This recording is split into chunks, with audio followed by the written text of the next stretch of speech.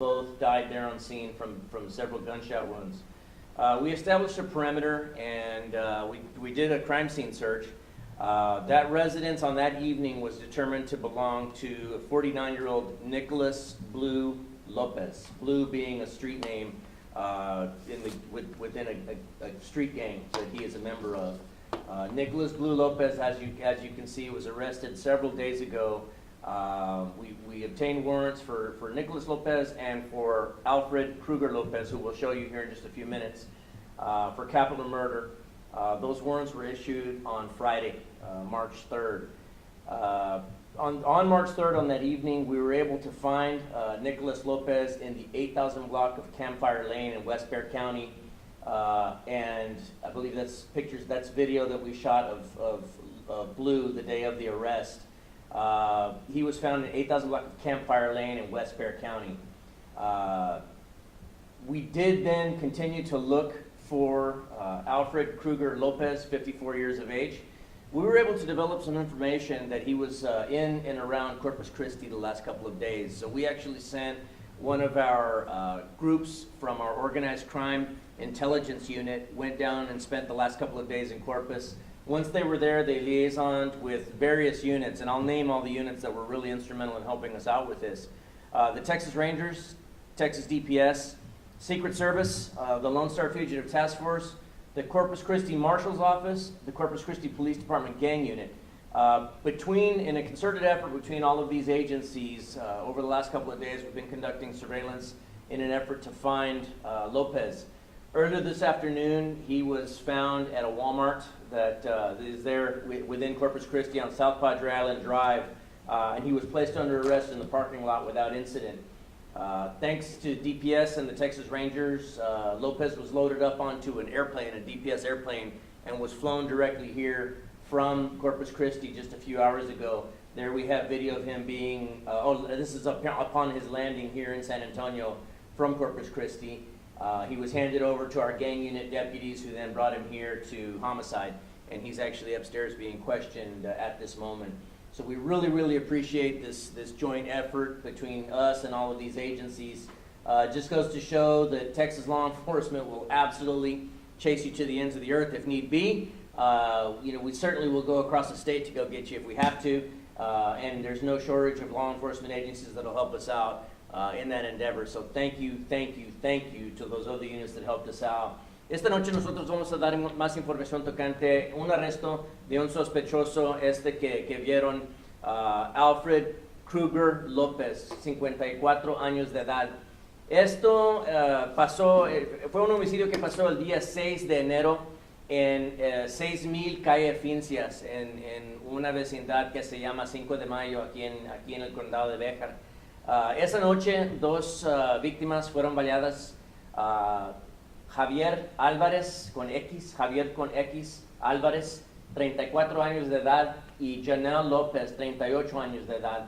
Ellos fallecieron a causa de varios balazos que ellos sufrieron.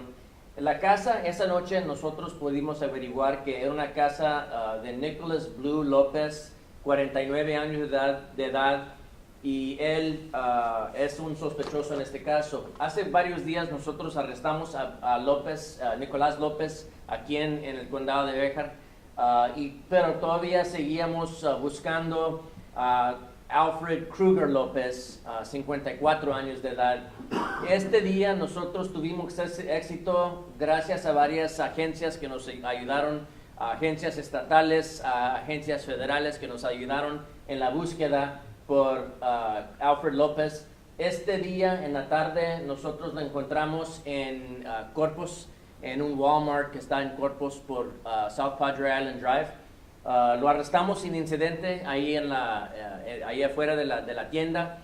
Gracias a los Rangers del estado de Texas, ellos lo pusieron en un avión sospechoso y lo trajeron para acá, para San Antonio. Aquí tenemos video donde iba bajando del avión.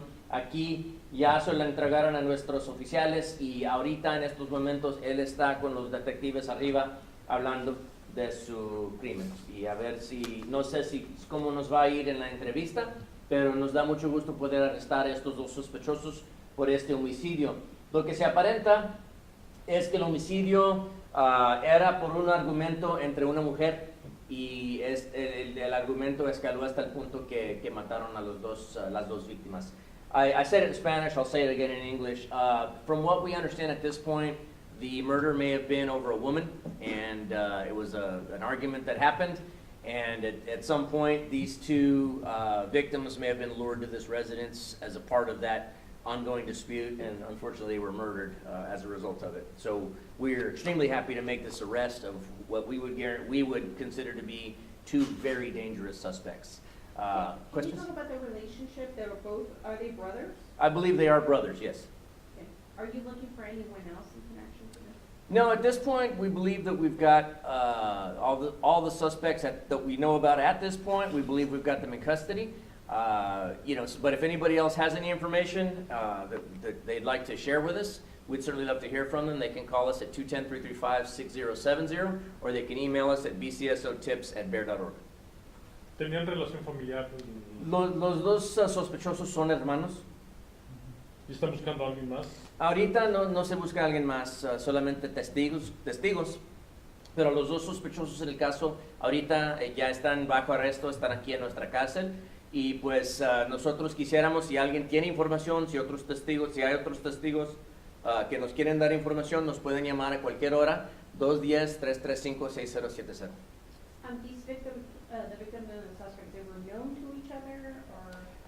They were known to each other, but I just know that the root of the issue was some sort of a love triangle that one of the suspects was involved in, but I don't know at this point what role the victims may have played. I just understand that those victims were lured to that house belonging to Blue Lopez, and then they were unceremoniously murdered in the front yard of that residence by both suspects. Did these suspects have any criminal background? I believe that they do. I believe that they do. They've both been to prison before. They're both convicted felons. ¿Los dos tienen cargos? Los dos tienen cargos por homicidio, pero también tienen historia criminal. Los dos han servido en la prisión del Estado. So they had felonies? Yes, I believe they both have felony convictions. Have you been able to recover the weapons that they used?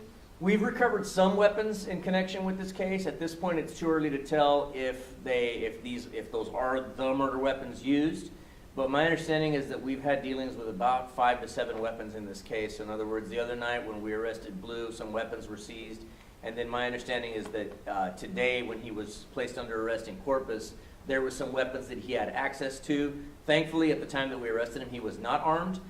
Which tells me we caught him completely unawares. He was not expecting us to pop up on him in Corpus Christi. So this was over a woman, one of the victims was a woman, but it doesn't sound like you're saying that. I don't believe, and I asked that very question upstairs. I don't believe that the victim, the female victim, Janelle, was the one at the center of this love triangle. I believe that woman is elsewhere right now. As best as you can tell, does it seem to you that you said they were lured there? Are you under the impression that they were planning this out, that it was premeditated, or that? I believe so. I believe they were lured there with the intent of ambushing and killing them both, which is exactly what occurred. Okay. Any other questions? Okay, well, thank you all so much. Thank you for joining us. We're especially proud of our organized crime folks, but also our partners at Texas DPS, Secret Service, U.S. Marshals, Lone Star Fugitive, and of course, thank you to the Corpus Christi Police Department. Thank you very much.